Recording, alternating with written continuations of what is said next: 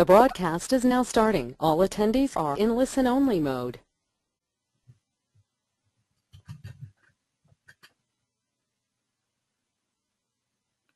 Well, good evening again, everyone, or good morning as the case may be. We still have people arriving as usual, but that's okay. They can always watch the recording if they need to. I'd like to just start off by saying a couple things.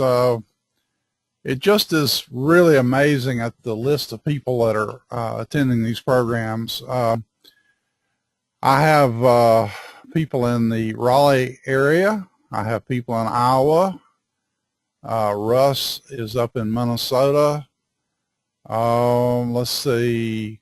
Jim Stokes is up in Canada. Doug DiCarlo's on the mountain up behind me. I could throw a rock and hit Doug, although that would be not very nice. And Chuck is down in Southern Pines on the eastern coast of North Carolina. But we have Lakshmi, who is in Singapore, which is halfway around the world, and it's actually Friday morning her time. And it takes a great deal of dedication for you folks to attend these programs, and I really do appreciate it and applaud your dedication, because if you're going to be successful, one of the principles of success we haven't really said much about is being persistent. And so some of you certainly are that, and I do appreciate it. I also would encourage you to go to the website and take a look at some things. There are some recordings that I've added this week that you will find interesting, and there are some posts for pod memberships, and I'd like to encourage you to take a look at those. So let's get into the material for tonight as soon as I get to where I can drive this thing, and we'll take a quick look at what we covered last week in lesson 4. We talked about forming mastermind groups. I don't know how many of you have really considered that seriously, but it is something that many of the very successful people like Henry Ford and Thomas Edison and the Rockefellers and various people have had. And it's like the old saying about 2 heads are better than one. That's not always true, but in many cases it is when success principles are concerned. We talked about the law of attraction and said that it really should be called the law of manifestation. That's probably quibbling, because in our way of looking at the world, it does seem that we draw things into our lives, and that's what really matters, because we want to make sure that we attract into our lives the things that we want to have as opposed to those things that we don't want to have. And so it's very important that we pay attention to our inner talk, our self-talk, our attitudes, our beliefs, and so on. We talked about capturing ideas using a recorder or simple 3x5 index cards, but make sure you don't lose your ideas and that you give thanks for those to your subconscious, because that's where they come from. And then we talked about what each of us could do to make a positive difference in the world. It's very easy to get overwhelmed by the magnitude of this world. There are about 7 billion people in the world now, and you look at it and you say, you know, what do I matter?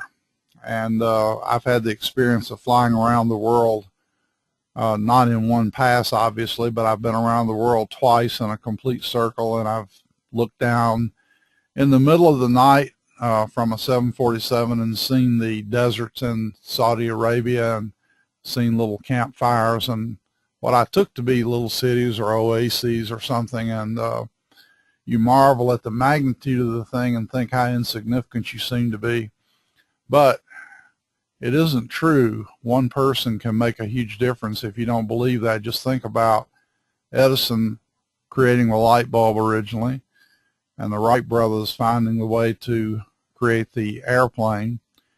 And what I've just said about our attendance here indicates that I'm sitting here in North Carolina in my office, and I'm talking to you folks all around the world and hopefully providing benefit to you. And there's no telling what we're going to have in another decade or so. I did ask you to invite your friends to join our website. There's no charge, no obligation, and hopefully they'll get benefit from it. So That's the stuff we talked about last week. Now this week, we're going to talk about the fulfillment triangle. We're going to talk about how many of us are motivated from a sense of lack, and the remedy to that is to appreciate everything you already have. We'll talk about that more in a moment. We're going to talk about the effect of TV on ourselves, and I don't hate TV, but I do think that we need to use it with some discretion and discrimination. Also, if you don't like something, try to change it. And we're going to talk about using the imagination and NLP and a change model to actually achieve the goals and objectives that we have for ourselves. So those are the things we'll do tonight. I saw this cartoon. I thought this was kind of cute. I hear you have a problem with your cubicle. What seems to be the problem? It's kind of obvious what's the problem. Okay, so anyway, here's the fulfillment triangle. I was thinking about this some time back and realized that in order to be successful, there are two things that you need to do. Number one, you need to actually come up with some unique way of doing something that nobody else is doing. Buckminster Fuller said that after he'd gone bankrupt twice, he sat down in a fit of depression. He was actually contemplating suicide, and in meditating about what had happened to him, it occurred to him that if he could do something that no one else was doing, the universe would support him. And so he spent the rest of his life trying to do exactly that, trying to figure out how to do things that nobody else is doing. Now, that doesn't mean that you're doing something totally new and creative, but it means that whatever you're doing in a way that nobody else can do. And because each of us is a unique individual, that is entirely possible. You know, I write books, and I don't write books the same way someone else does. In fact, I write project management books in a very conversational way, and I get emails from people all over the world saying, we really like that. It doesn't sound academic and dry and stuffy and all that sort of thing. It's written for the person that's actually going to be out there in the trench trying to manage projects. And so that's my way of doing something that other people are doing, but in a different way. And so you need innovation.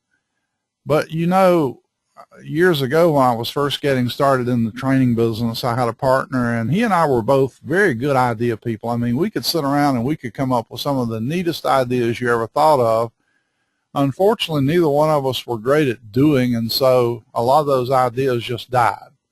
So you need to be able to manage a small project of some kind to make those ideas come to life, to make them see the light of day. And you'll notice that I'm saying the area of the triangle represents a fulfilled life. That is, if you combine all three of these things, you practice the success principles, which we've been talking about, you talk about innovation, you talk about managing a project to bring that idea to life, and that results hopefully in fulfillment for you as an individual. And actually, if you get right down to it, what we all aspire to is living the life that we've dreamed about at some point in time. And, you know, it's interesting. We talk children out of their dreams because, as I told you last week about the guy that all he ever wanted to do was be a fireman, he had a teacher who berated him and told him that was stupid and he'd never amount to anything and just really put him down. And a lot of us are put down for our dreams when we're children. And so if you haven't watched Ken Robinson with his presentation on TED.com, he talks about how schools kill the creative thinking in children. Studies say that 98% of children have vivid imaginations at age 3, and by the time they're 7 years old, that number drops to about 5%. So what happens is we talk them out of being creative. We talk them out of having imagination. And imagination is the most important thing that a human being can have, because it is your imagination that creates your reality out here eventually. And whether you believe that or not, it's true, and it fits right in with the law of attraction, because that which we dwell upon becomes real. Or as Wayne Dyer likes to say, you'll see it when you believe it. He turned that around from I'll believe it when I see it, to no, it works the other way around. You'll see it when you believe it. So if you believe something bad, you're going to see something bad. And if you believe more positive things, you're going to see those as well. Okay, so I guess the upshot of what I'm telling you here is that if you're going to have a really fulfilled life, you need to consider all three of these things, and that's why I've put them on the How Can I Be Successful website. Okay, the next slide talks about something that I think is really interesting, and I never really thought much about this until recently when I started working on this program and putting it together.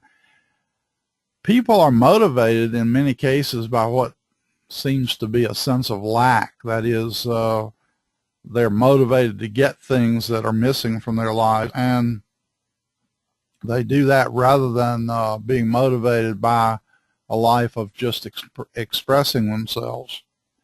If you always are trying to get things, it just creates the mental notion that you are in lack. And as we've said previously, the subconscious doesn't know the difference between so-called reality and what we dwell upon in our minds. So if we keep saying, I want, or I don't have, then the subconscious says, well, okay, that's what they are dwelling on, so that must be what they want, and so it produces lack in our lives. And of course, that's the antithesis of success. So what you need to try to do is express abundance. Now, I'll give you a couple of ways of thinking about that.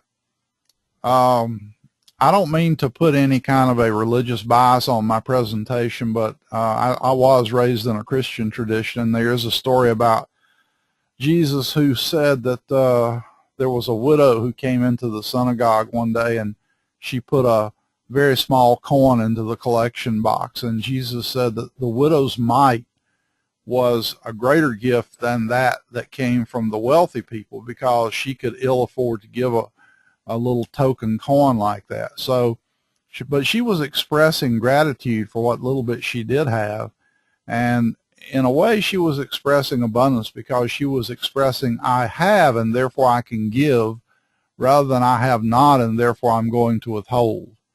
And this is really a major key to abundance in our lives. If you are constantly expressing, I have not, I lack, then that's exactly what's going to show up in your life over and over and over again. Now, you don't have to believe it. It doesn't make any difference.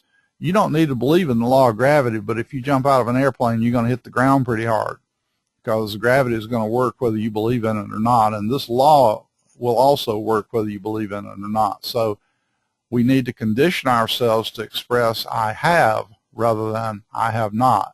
And as I said earlier up there on the top of the slide, be a go-giver instead of a go-getter. That's much more important. You know, I don't know how many of you have thought about this. It's a really sad statistic that most of the world lives in poverty. It's a sad thing to think that there are people who go to bed at night hungry, especially in the United States. We're a country of tremendous abundance, but there are tribes in the Amazon basin who are still living in the Stone Age. They don't wear clothing. They don't have tools except stone tools. And it's impossible to believe almost that we can put someone on the moon and send probes out into Mars and outer space, and that there are people on this planet who are still living in the Stone Age. And so if you think about that, and I've been all around the world, and I've been in some very poor countries. The first time I went to India was 15 years ago, and there was a ghetto in Bombay, which is now called Mumbai, that had 2 million people in it living in cardboard boxes, literally. No power, no water. They were scraping by. They had nothing. And we Americans waste more food than they had to eat. And I know that my eating it won't feed them, but nevertheless, we need to be thankful for what we have. And so it's a really useful thing to periodically take stock of what you have, not just in terms of material things, but your friends, your family, your relationships, the country you live in, the low cost of education. I mean, Yes, you had to invest in a computer and all that sort of thing, but what you're getting right now is free education or free learning, hopefully. So these things are all available to us, and we need to be thankful for them. So there's a fellow named Eldon Taylor. I'd really recommend to you that you look up Eldon Taylor and see what he has to say about the effects of subliminal messages that we get from TV and from advertising in general. So you notice that some of the messages for commercials talk about, are you overweight? Are you too short? Are you bald? Are you too tall? Are you too thin? Are you whatever? There's something wrong with you. If you have any of these problems, you need our help. You know, we're the only country in the world that allows pharmaceutical companies to advertise drugs. And so you get the message that we can fix virtually any problem that you got with some kind of a drug or whatever, but you need our help. You might have bad breath. Your feet might stink. It's no wonder you don't have any friends. You know, you're just constantly bombarded with this negative stuff.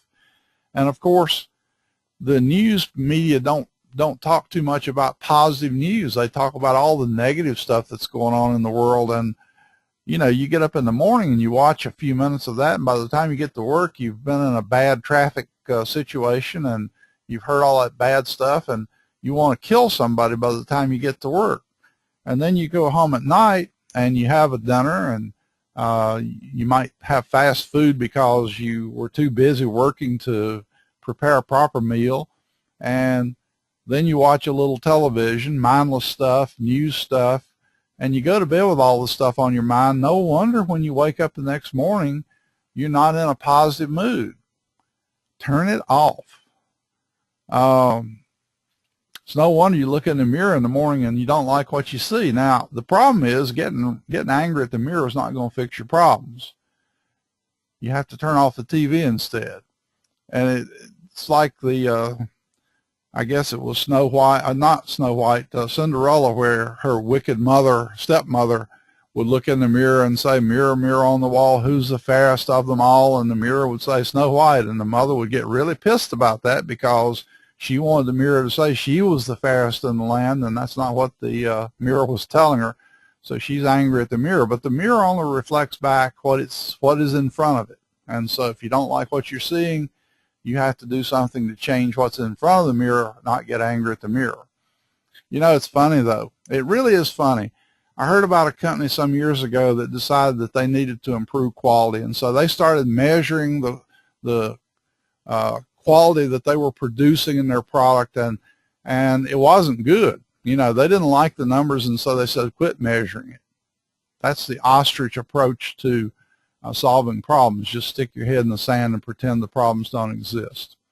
So here's my reference to Dr. Eldon Taylor. He has written a number of books about the effect of subliminal messages on us. Advertisers all know that this works because that's their job. They have to know how to influence you and me to go out and buy their stupid products, whether we want them or not. And it isn't that the messages are totally subliminal. That is, they're not at the total unconscious level, but we're bombarded with so many of them that we're not really paying much attention to, that they have the same effect as if we were paying attention to them. So I would truly suggest to you that you pay attention to what you're getting hit with on TV and limit the amount of exposure to it. Watch fun things, watch funny programs if you want to watch a little TV, and turn off some of the negative stuff. Now, I was reading the book Influencer not long ago, and the authors of that book made a point that had never really occurred to me until I read what they said. And they said, you know, let's say you want to lose weight. So you go to a gym. And by the way, I've been through this, so I can tell you firsthand, this is what they tell you. Okay, the secret to losing weight is to simply take in fewer calories than you burn. That is, if you'll burn more calories than you take in, you will lose weight. There's just no question about that. Now, first of all, it doesn't happen to be totally true because all calories are not equal. Calorie is a unit of heat, and there are some calories that are good calories and some calories that aren't. So it's not totally true, but we'll just give them the benefit of the doubt and say, okay, so it is true. Let's just say it is true. The question is, how the heck are you supposed to do it? They don't tell you that. Well, how do you know how many you've burned? And how do you know how many you've taken in? Well, okay, how many you've taken in? Well, that's pretty easy. You can go to Calorie King on the web, or you can go buy their published book, and you look up how many calories are in a banana. Well, this one is a 6-inch banana, and so it's got 112 calories, and this 8-inch one over here has got 170. And we just had a half a cup of ice cream. That's got 9,327 calories in it.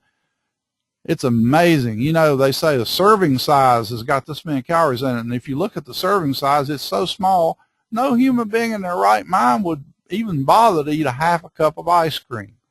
So, but in any case, even if you do believe the measures, and even if you do conform to the serving sizes, it's tedious to have to add all that stuff up every day and track it and all that sort of thing. So here's the deal. You think you've been given a way of solving your problem, but then you say, well, how do I do that? They didn't tell me how to do that.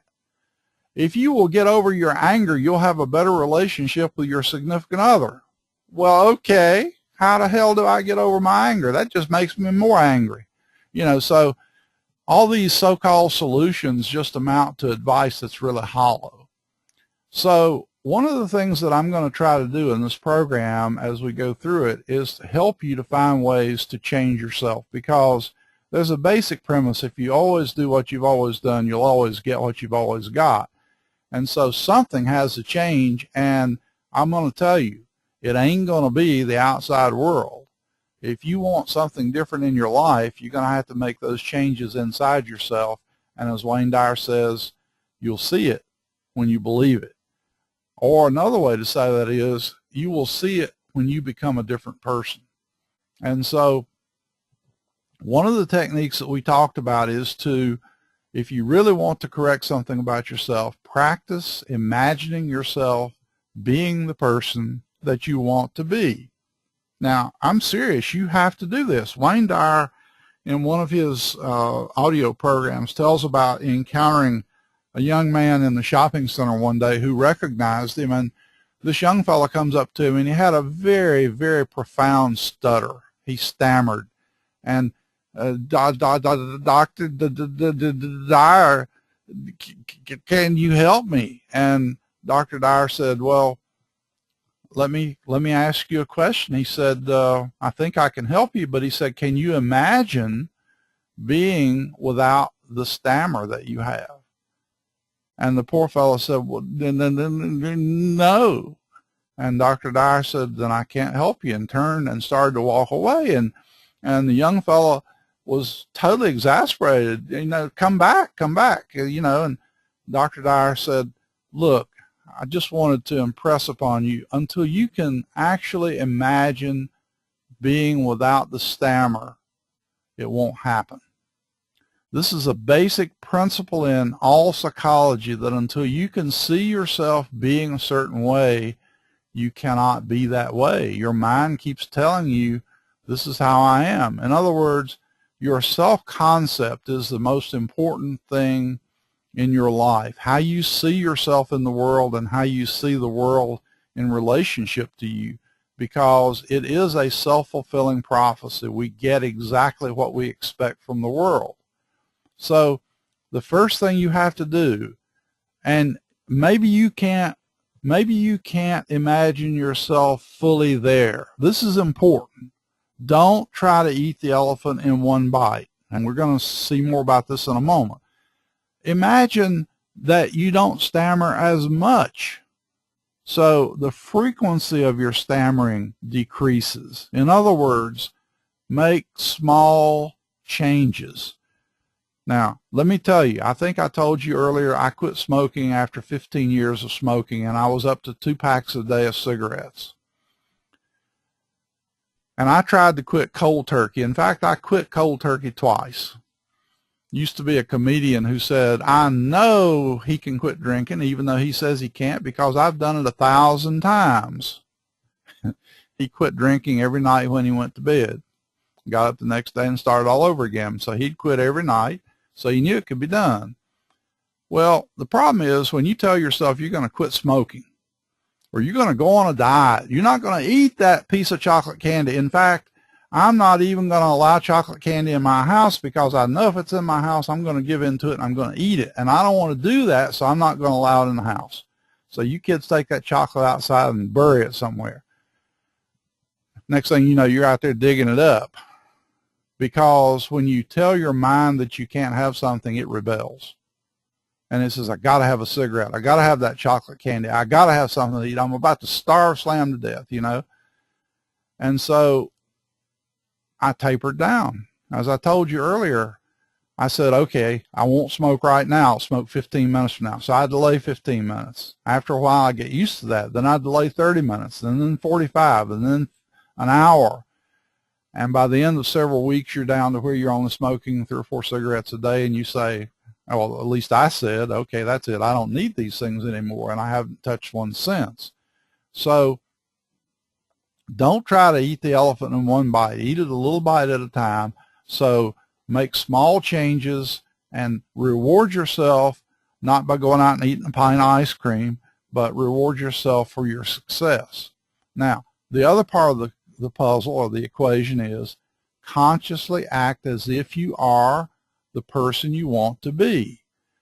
Practice, have a come as you will be party.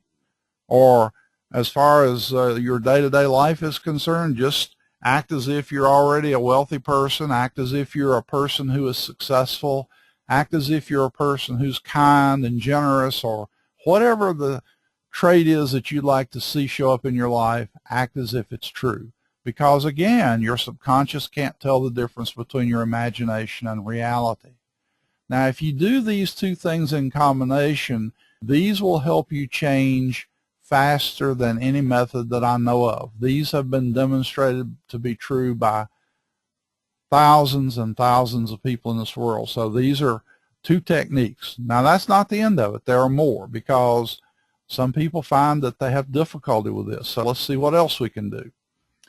Now, I'm going to tell you a story about change, because if you've ever tried to break a habit, if you've tried to quit smoking, if you've tried to quit overeating, if you've tried to exercise more, if you've tried to quit procrastinating, you know that it can be very difficult to do, because you have become programmed to behave in the ways that you're behaving. And programming is very resistant to change, especially if it's supported by lots of rewards and other things going on in your life. So most of us grow up in a belief that it's difficult to change ourselves, it's difficult to break habits, etc. So I'm going to tell you a true story that was told by Dr. Milton Erickson many years ago. Dr. Erickson was actually the psychiatrist who was the model for neuro-linguistic programming when it was developed by John Grinder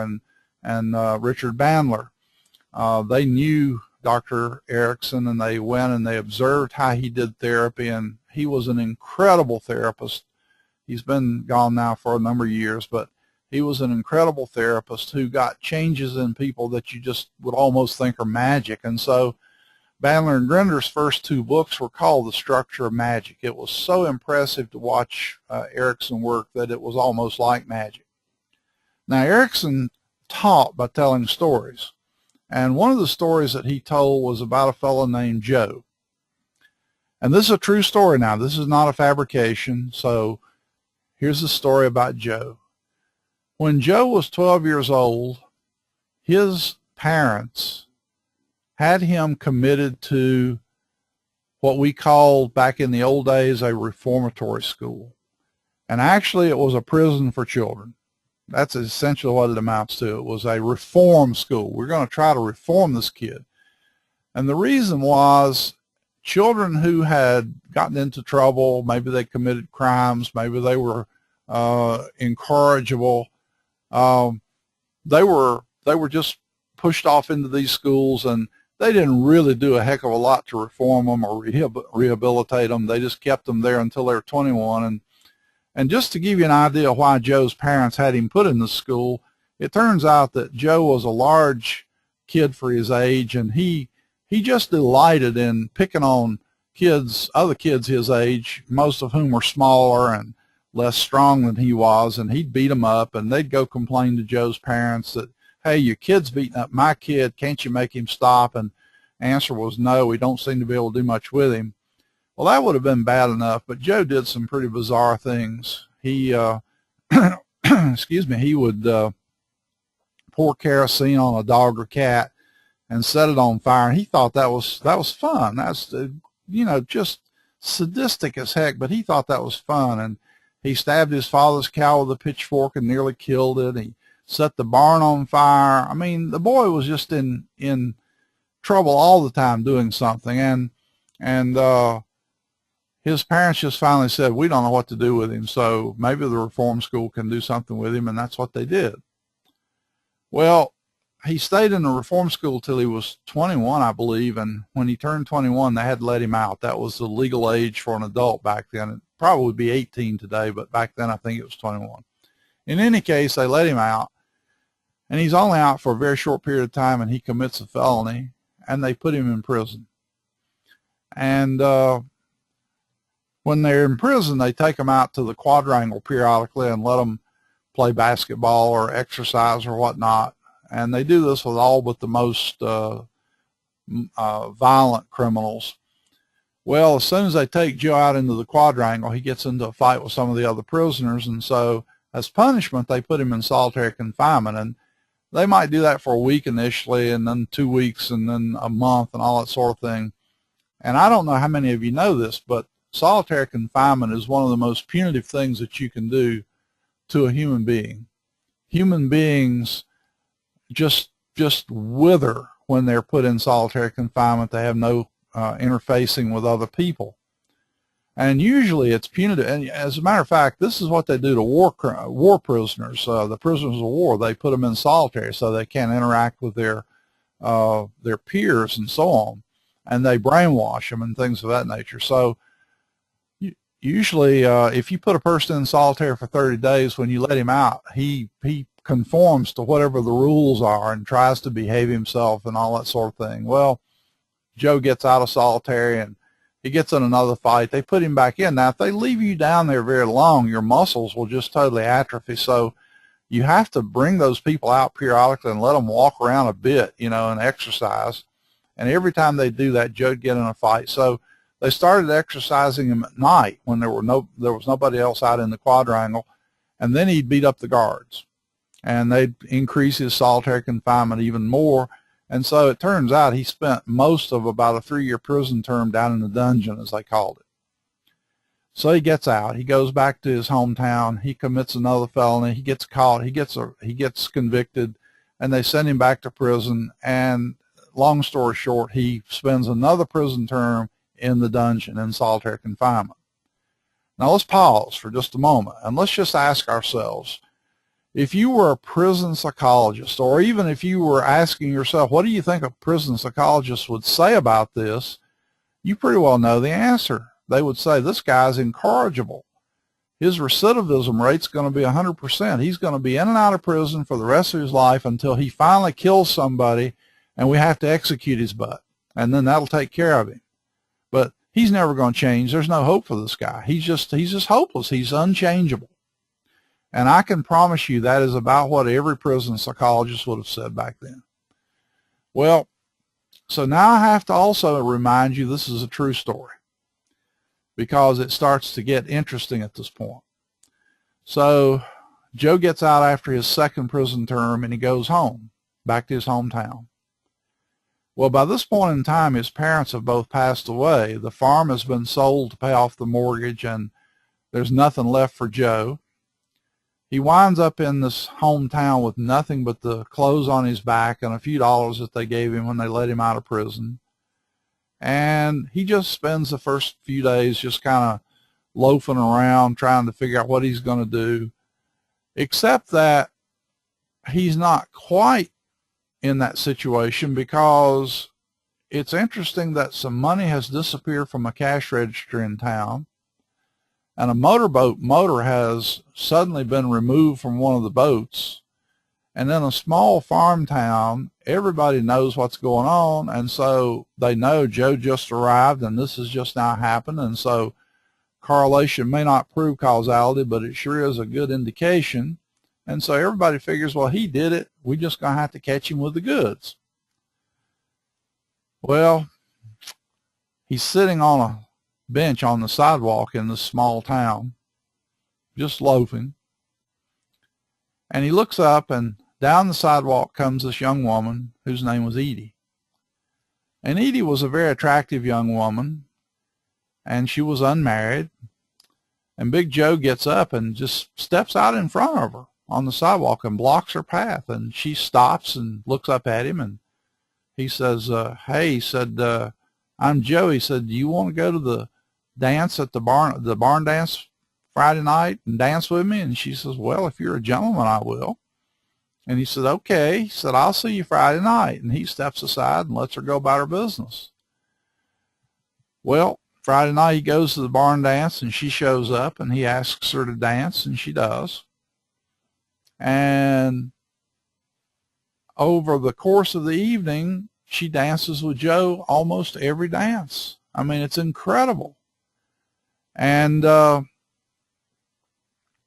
the end of the evening, Joe says, goodbye, thank you very much, and I'll see you later. And again, I have to remind you, this is a true story. Next day, the money reappears in the cash registers, or register, and the motorboat motor finds its way back to that motorboat. And Joe walks out of town and finds Edie's farm and finds her father, and he says to him, sir, he said, I'd like a job working on your farm. He said, I got no employment. And Joe's father said, well, son, he said, I know you never done any farm work. And he said, it's hard work. He said, I don't think it would be for you.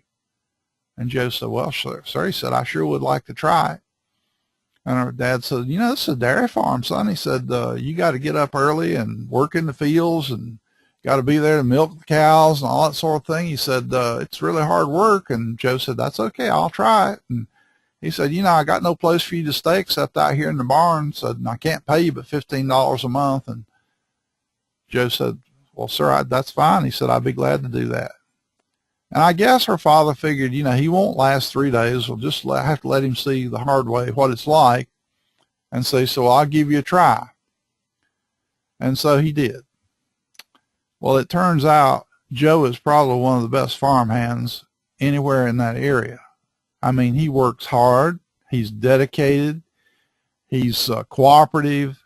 He starts going out on a regular basis with Edie, winds up getting married to her, moves out of the barn into the farmhouse, becomes a member of the family, never, ever gets in any more trouble. Now, I read this story back when I was in my PhD program, and I read it because I was trying to understand how behavior changes. Now, I'm not a clinician. I'm an organizational psychologist. But it had occurred to me that even when you teach, you're ultimately trying to change people's behavior. And I looked at every school of therapy, Freudian, Gestalt, all these models, and I found that some of them worked with some people some of the time, and none of them worked with all the people all the time, as the old saying goes. And I was really curious. If we're going to have a school of being able to do therapy, if we're going to be able to change people, we need a model that works, a model that's predictable, and I couldn't find one until I heard this story. And I realized that I had heard a model that had been offered by Kurt Lewin. Kurt Lewin was a psychologist from Germany who in the 1930s said, if you want to change behavior, there are 3 steps. Now, you notice my model on this page has 4, and I'll tell you why. But let's look at the first step. This was Lewin's first step. He said, you got to make a person unfreeze. You got to make them realize that there is a reason why they should change.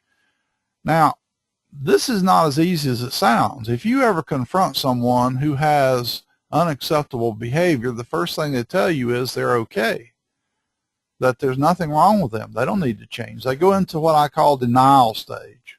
and they stay in denial. The people who are abuse substances, drugs, alcohol, whatever, as soon as somebody says to them, you got a drinking problem or you got a drug problem, they say, no, I'm just a social drinker. I can quit anytime I want. Well, that's not true for most cases. And until they hit bottom, they generally don't have any incentive to quit. And that's when they become unfrozen. So unfreezing a person who has a problem can be really difficult. You and I might be in the same situation. Like the joke goes about people being overweight, I'm not fat, I'm just fluffy. That's a way of trying to avoid the reality. Now, Lewin did not have the second step here. He just said, unfreeze them, get them to try some new behavior, and then reward them for successful behavior. And I realize that the problem with that is that people don't always know how. It's like I said, eat less calories or take in less calories than you burn. That'll cause you to lose weight. Well, how the heck do I do that? Tell me how to actually make that work, okay? And so I said, okay, you got to give a person a new model. Now let's think about it. What happened with Joe and Edie? She said, you got to be a gentleman. Now, it's really interesting to think about, where did Joe get a model for being a gentleman? As far as we can tell, he'd never been a gentleman in his life, and yet he did something right because he wound up married to this woman. And I'll come back and talk about that in a moment. And then it says, okay, get them to try that new model. Get them to try that new behavior. And if they do it properly, then reward them for it. And that will refreeze them into some new constant behavior. And that is exactly what happened in the case of Joe and Edie. So where did he get a model for what a gentleman's like? Well, if nothing else, it was the opposite of what he'd always been doing.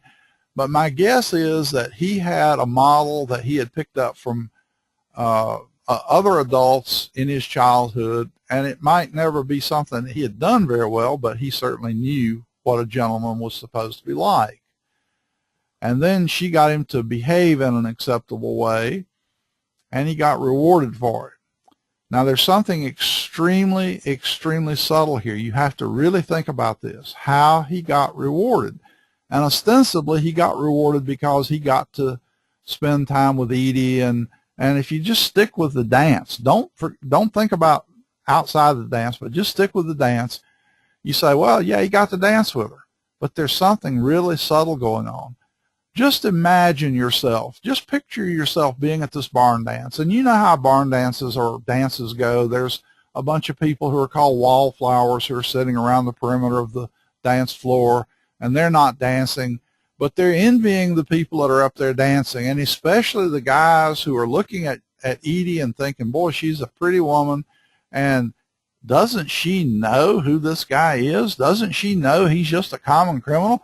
What in the world is wrong with Edie? Why is she giving him the time of day? The envy that they felt for Joe must have been huge. Now think about what's going on in Joe's mind. Look at me. Look at me.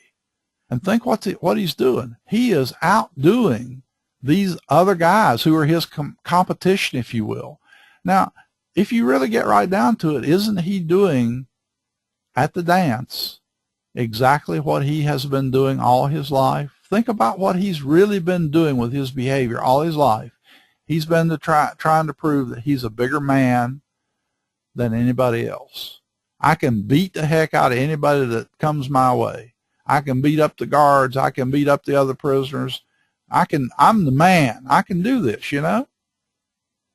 And so tonight at the dance, he's doing what he's always done, but he's doing it in a socially acceptable way. It's okay to get the girl. It's not okay to bash people's faces in. This gave me an insight into behavior change that was profound, because I realized that you don't really have to change behavior in its essence. What you have to do is change it in its manifestation.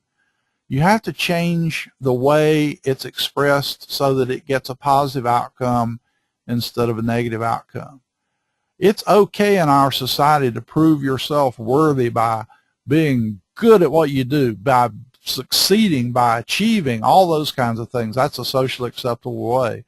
Going out and beating the hell out of people is not.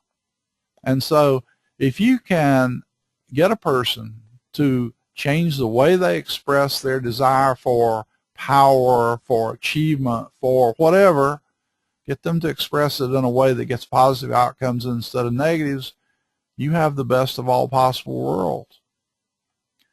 Now, just to illustrate that, there are people in the workplace who are negative. And every time somebody expresses an idea, they come up with a reason why it won't work. And they can just get you so down that you just say, to heck with it, let's just give up. But if you think about it, that person has a talent. That's something most people don't think about. They don't think about that person has a talent. But they do. They can spot problems and obstacles like nobody's business. And so the solution is to tell the person you want them to be the group's devil's advocate. Devil's advocate argues the position of the devil, so to speak, in Catholic theology, so that we can gain a greater understanding of theology or theological principles. And so the term comes from the Catholic Church. And so in the case of an organization, you say, hey, I want you to tell us what you see wrong with these ideas, but don't do it while we're talking. Just make some notes, and at a certain point in our discussion, we'll give you a chance to tell us about them. And you let the person read their list, and you say, thank you very much, that's really great. Now, group, what are we going to do about these issues that so-and-so has brought out? You know what you've done? You've captured the person's behavior, but you've turned it into an asset instead of a liability. And that is the way you salvage a person who could otherwise be quite difficult. I know it works. I've done it. I've seen it done by other people. It does work. Now, so Joe got rewarded for outdoing his competition.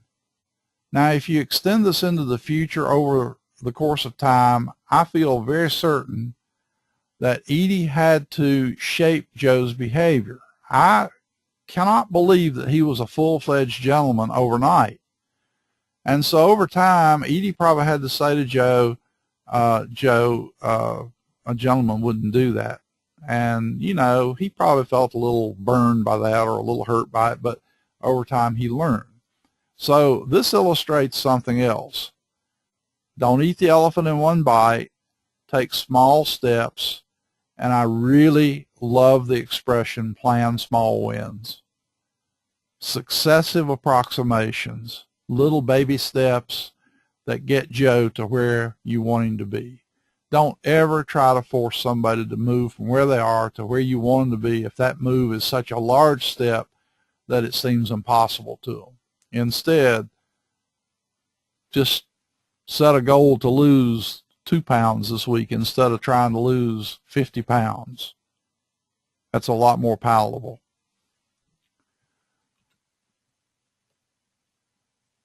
I thought this slide represented the unfreezing step quite well.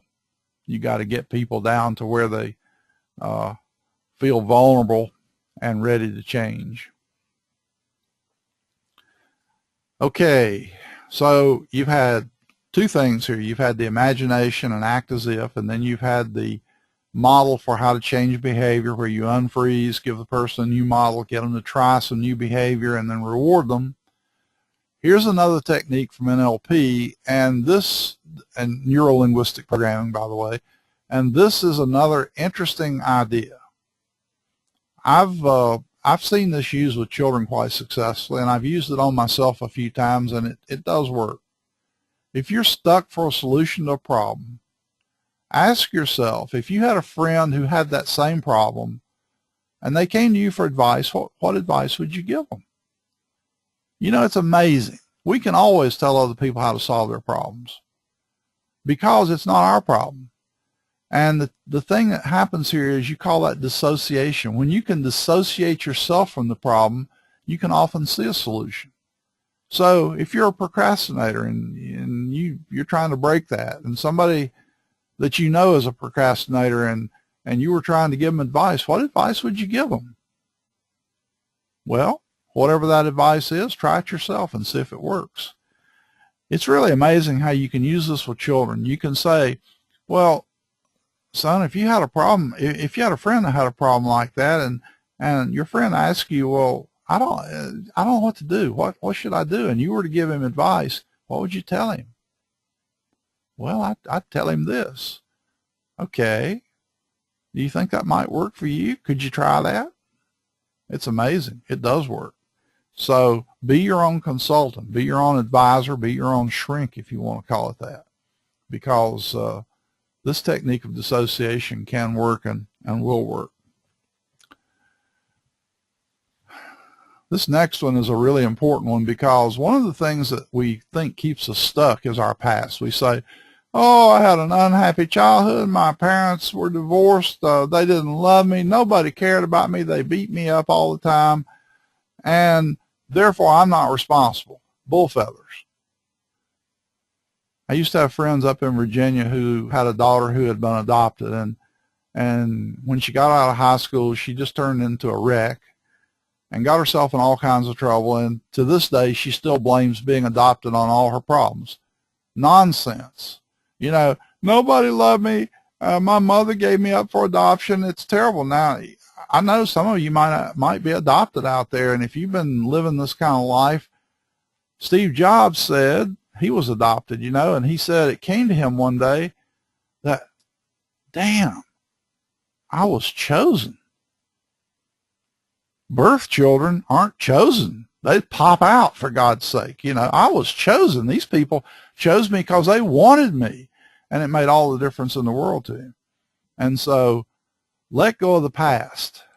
Now, again, you know, this is one of those things that sounds easy, but how do you do it? Well, I want to tell you about a guy named Morty Lefko, and I have a citation for him in a moment. But go and Google Morty Lefko and find his website on recreating your life.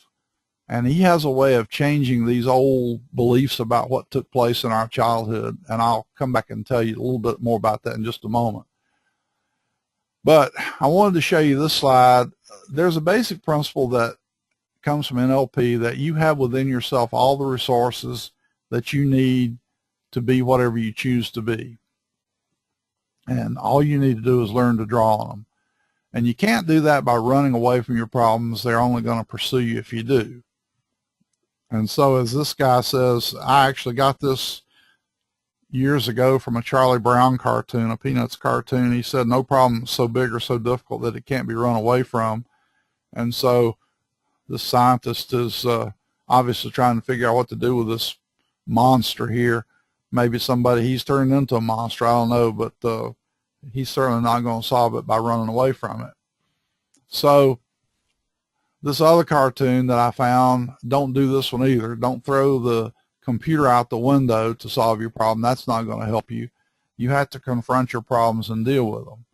So for the rest of this next week, I want you to work on these things. And seriously, if all you do is pick up the content of the program, 12 weeks out, you're going to be the same person that you were when you started the program. You can't make changes unless you actually put these things into action. So during the next week, I want you to examine your motivations.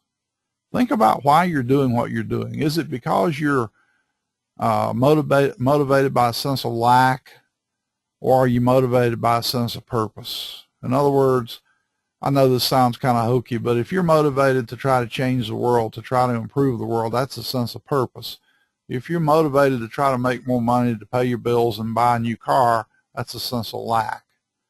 And if you do have a sense of lack, ask yourself how you can turn it into a sense of purpose, because that's going to be the most positive thing, is to live from a sense of purpose. Okay, maybe if I did have the car, maybe I do need a new car, I would be able to get around and help people better and that sort of thing. Okay, now the other part is the imagination. Practice imagining one new thing about yourself that you'd like to have improved.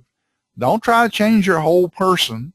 Don't try to become your movie hero or heroine all in one step, but find some one small thing about yourself that you would like to improve, and it's generally best to pick something that's relatively easy. Don't try to pick the hardest thing. I mean, if you are totally addicted to heroin, trying to break the heroin habit is likely to just set you up for failure. But if you were trying to cut down on your smoking instead of quitting smoking, you could probably do that. See yourself already being where you want to be, and this is important. Try to get the feeling that you would have if you were there, if it were a fact in your life. How would people be acting towards you? What would they be saying to you? You know, suppose you had just achieved, let's just say that you just won a gold medal in the Olympics, and you went back to your hometown, and people would be coming up to you, congratulating you. Man, that was wonderful. You broke a world's record. You won a gold medal. Man, that is so impressive.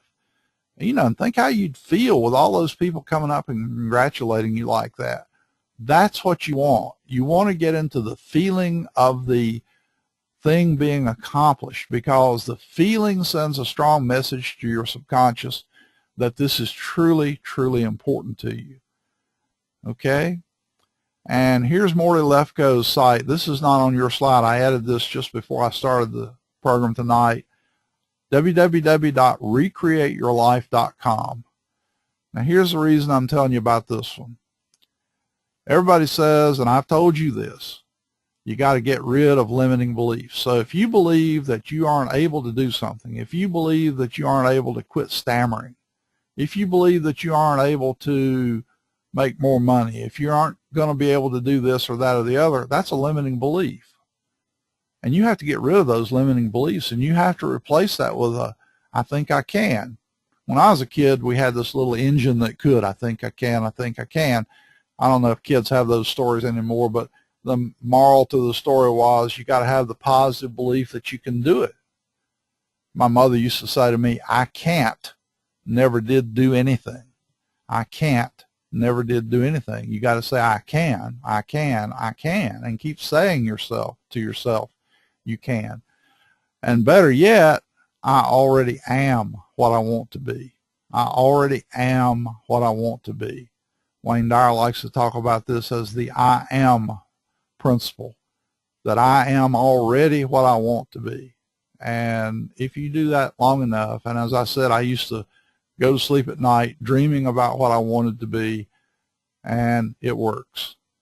Now, Morty Lefko has a program for helping people get rid of beliefs that were picked up when they were children.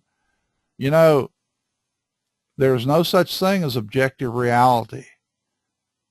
We place the meaning into whatever happens to us.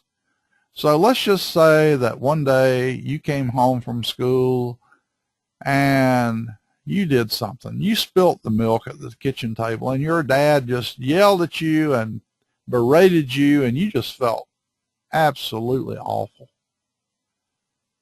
And you told yourself, they don't love me. They don't care about me. They hate me. Now, that's one interpretation. Another interpretation, which you and I might place on it as adults, is, boy, Dad must have had a really bad day today because he is really taking it out on me. All I did was spill the stupid milk, and it was an accident. I didn't do it on purpose. So that says more about Dad than it does me. But when you're 6 years old, you don't see it that way. You see it as, Dad doesn't love me, and Mama must not either, because, heck, she just sat there and didn't say anything. So she obviously doesn't love me either. Now, a belief is a story that you've told yourself so many times that you have finally accepted it as true.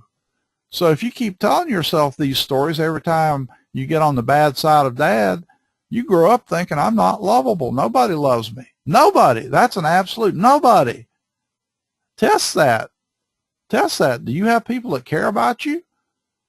Or does nobody in the world care about you? Well, so even if nobody did care about you, does that say anything about you or them? I submit to you it says as much about them as it does you. So tell yourself a different story. Well, Morty has a way of walking you through challenging these beliefs that you formulated when you were a child. See, nobody told you. Daddy never did tell you, I don't love you. You told yourself that. You told yourself lies so many times, or at least things you believe to be true, that you accepted them as real. And so you're going to have to tell yourself some stories that will convince you that something else is real. And only you can do that. Nobody else can do it for you. So check out his website. He does have some really neat procedures for this, and you will find them useful. And I want to leave you with a parting thought tonight. It's 8 o'clock. The end of one story is always the beginning of another, and hopefully a better story. Thanks very much for being here. Have a good week. Have a good weekend, and I'll see you here next week. Good night.